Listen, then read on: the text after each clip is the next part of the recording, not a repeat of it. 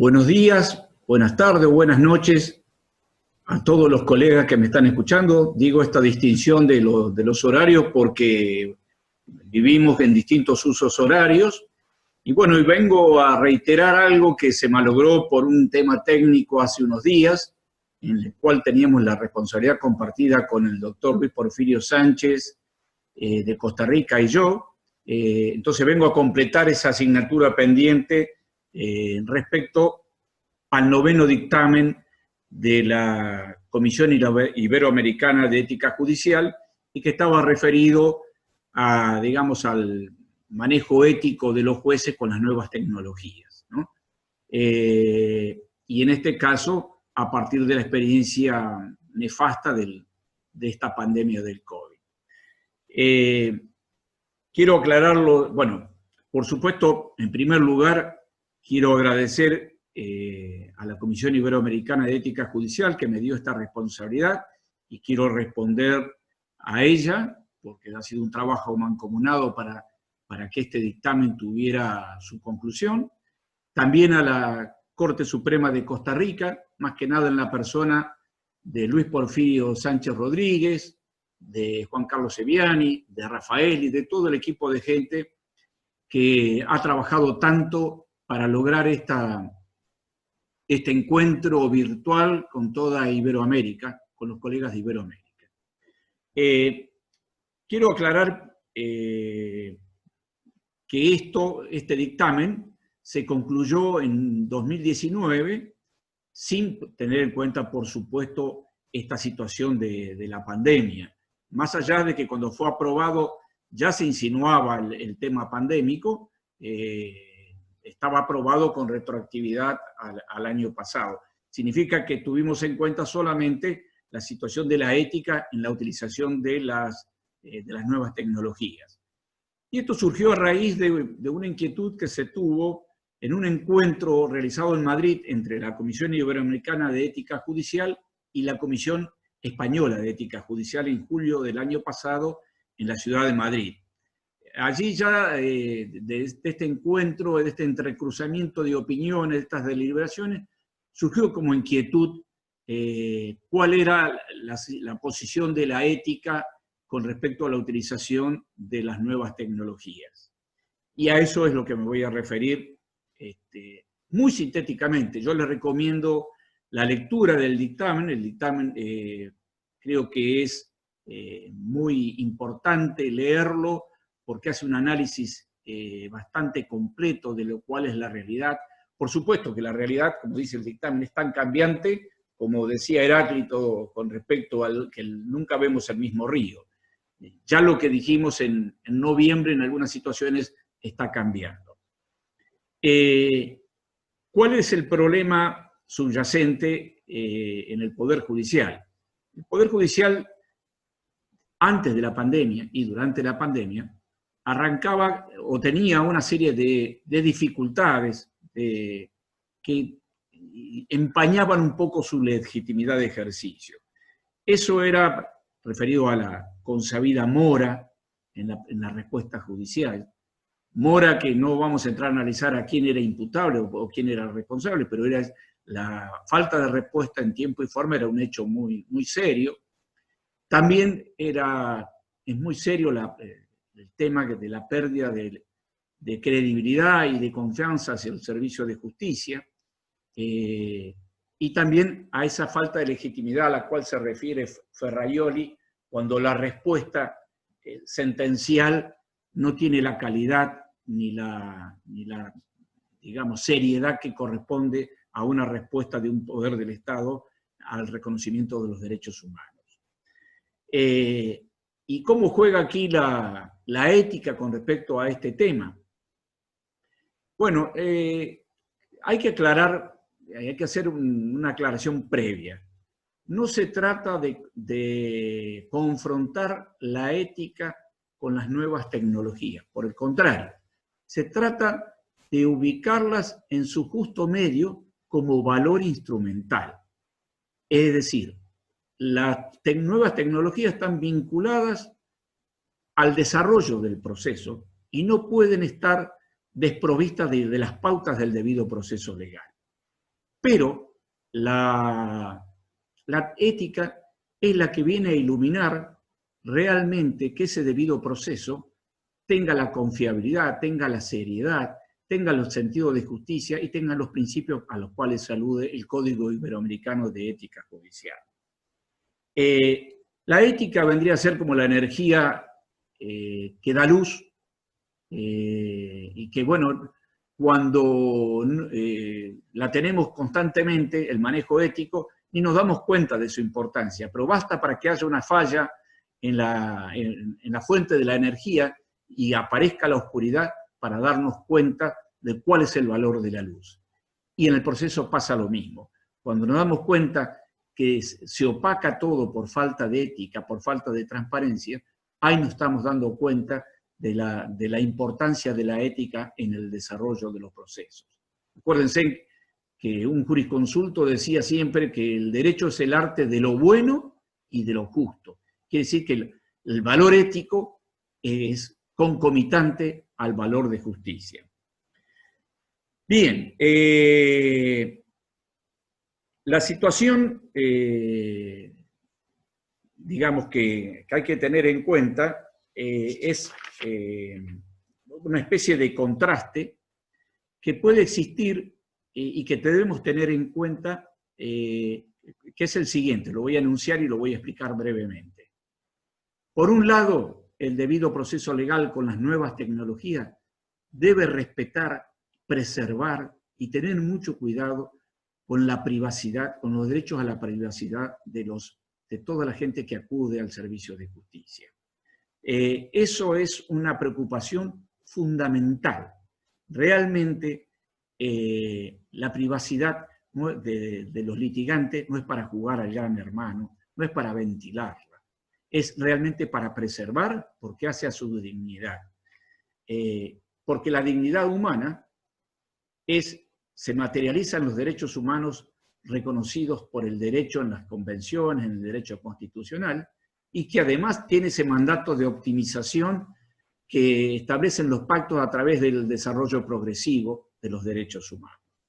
Y decía este contraste, por un lado tenemos que preservar la privacidad, pero por otro lado se le exige al Estado constitucional de derecho que haya realmente transparencia en su servicio, que realmente el servicio sea de una gran transparencia, para que realmente esa vigencia sea clara.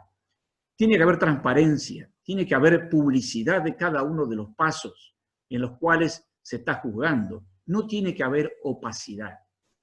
Por eso resulta necesario que también en el proceso legal, como en todas las respuestas que da el Estado a través de todos los poderes, haya una obligación de rendición de cuentas, una obligación de que lo que hagamos sea explicable, digamos, sea claramente entendible para el litigante, para el usuario, y que además el lenguaje que utilizamos para comunicarnos con ellos, pero también para resolver, sea un lenguaje claro y real, que obedezca al territorio donde estamos realmente juzgando, a las costumbres de la gente de ese lugar.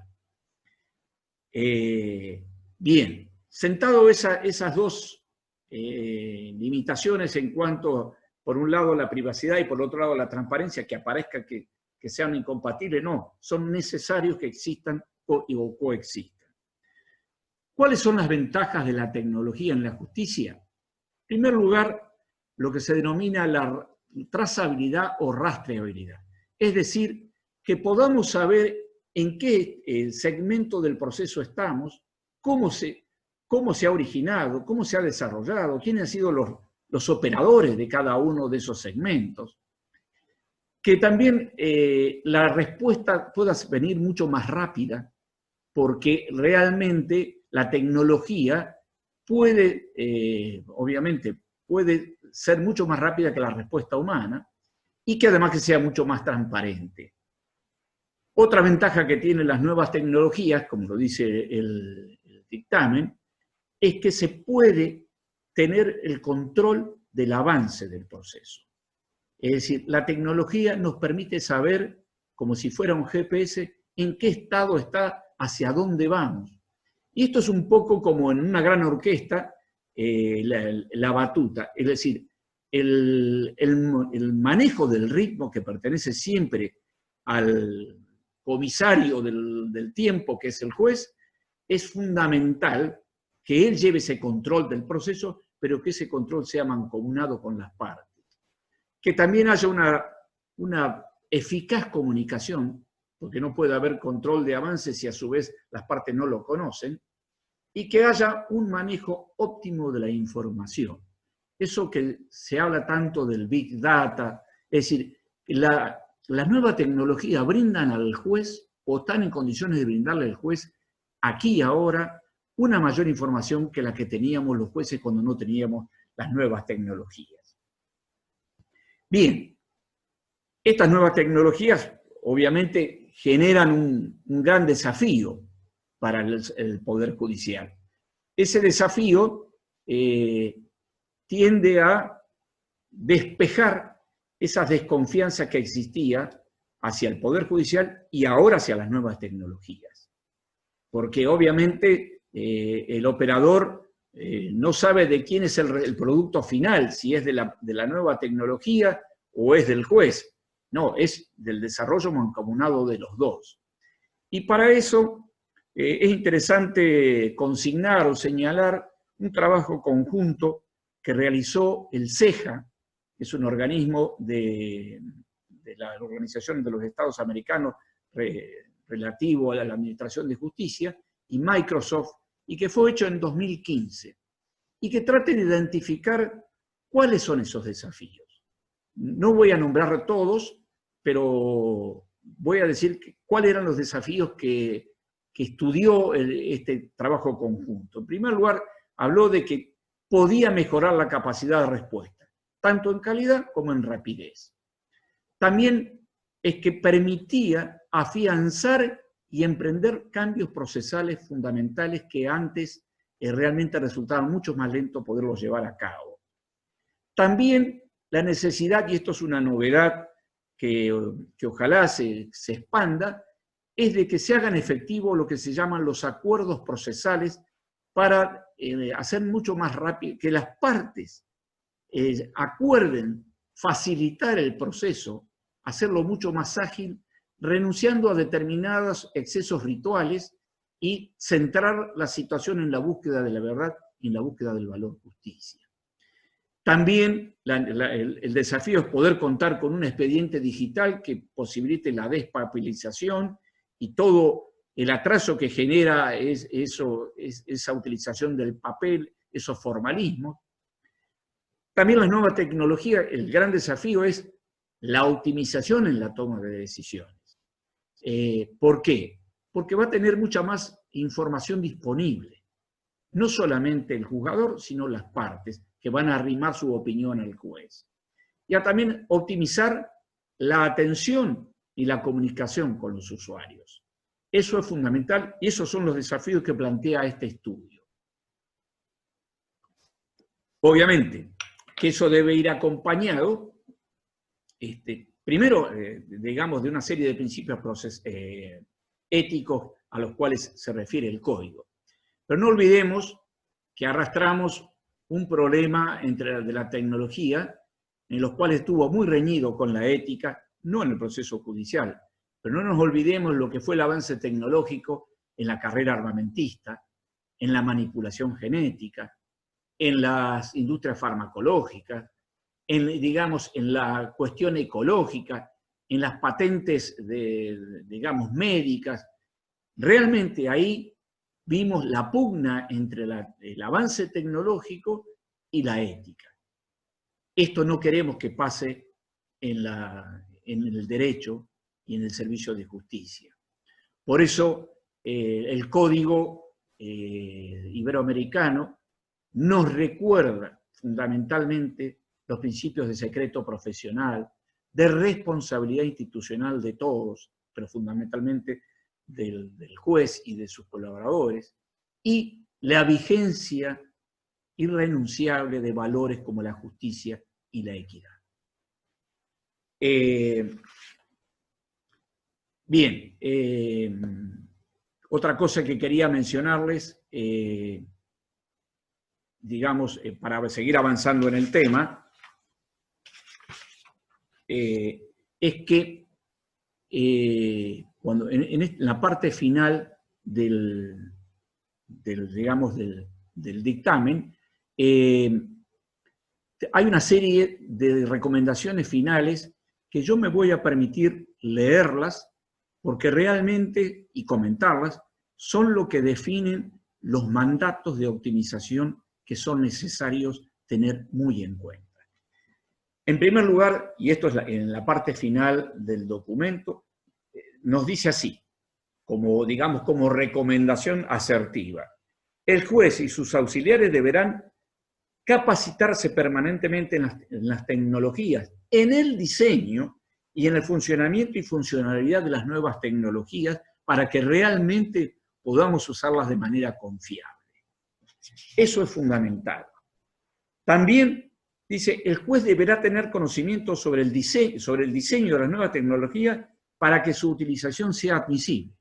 No podemos utilizar o admitir cualquier nueva tecnología si no sabemos si realmente es compatible con la igualdad de armas, con el principio de igualdad de armas, que no se respete el equilibrio entre la defensa de los derechos de cada uno de los litigantes.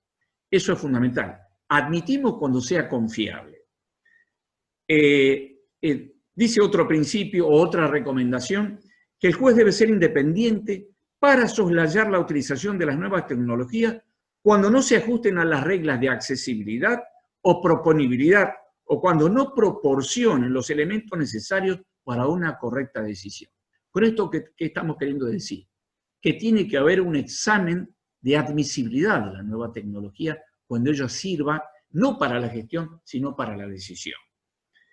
Dice, en todo caso, dice, el juez debe cuidadosamente ser imparcial para que la utilización de la nueva tecnología no distorsione la igualdad de armas. En esto quiero ser reiterativo.